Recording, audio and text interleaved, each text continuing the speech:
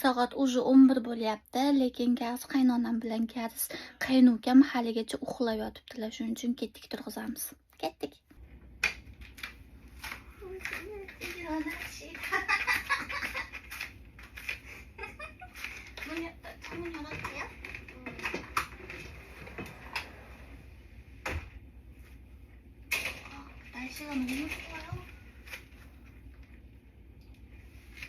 날씨가 너무 좋아요.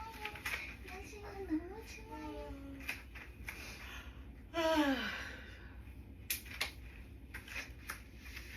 저 산책할 거야? 응? 네. 네.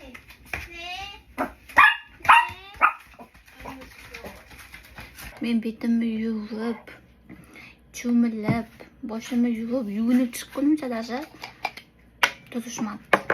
Kecha qaynonamni katta opasi ko'pgina salatlar qilib, kichkina xolamdan berib yuborgan ekan. Qaynonamga. Kichkina xolam uyiga olib kelib,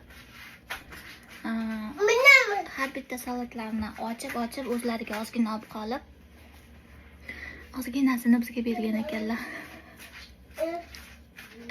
Keyin qaynonamga berganda, meni katta opam salafalarni bunaqa o'ramaydi-ku, chiroyli o'rardi, bunaqa o'ramasdi deb gapirdilar-da qaynonam. Keyin kichkina xolam aytibdi, bitta salatni sizlar yemaysizlar deb o'ylab, yarmini olib qo'ydim, ozgina berdim sizlarga deb aytdi-da.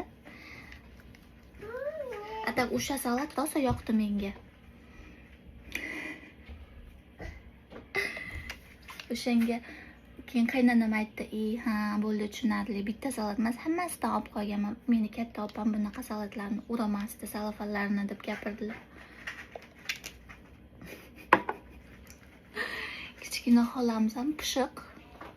Hatto ularga alohida, bizga alohida bergandi katta xolam. O'shanga keyin qaynonam jahli chiqib katta opasiga telefon qildi. Kichkina opam sen bergan salatlarni hammasidan olib qopti deb. Keyin katta opasi kichkina opasiga telefon qilib so'kkan shekilli, kecha kuni bir bolalar ko'tarib chiqdi uyimizga. Sizlarda ham bormi qarindoshlar? Agar u bugun nimadir berib yuborsa sizlarga yarmini shipek qiladigan yoki umuman butunlay bir ikkita donasini shipek qiladigan bormi? Men endi har kunlik ertalabki yuzga o'qidim, shu kompaniyadan bo'ladi. Menga rosa ham yoqdi. Shunga bugun ham erta turib olib, astoydil yuvinib chiqdim. Shu narsani qilaman deb.